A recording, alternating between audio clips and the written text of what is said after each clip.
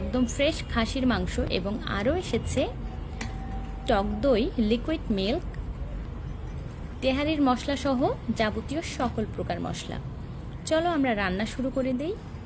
প্রথমেই পোলাও চালটা আমি ধুয়ে রাখব।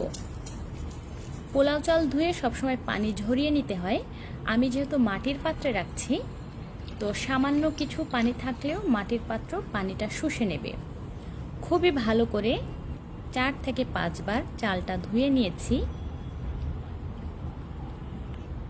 চাল ধোয়া শেষেই মাংসটা ধুয়ে নেব খুব ভালো করে। এখন খাসির মাংসটা ধুয়ে নিচ্ছি।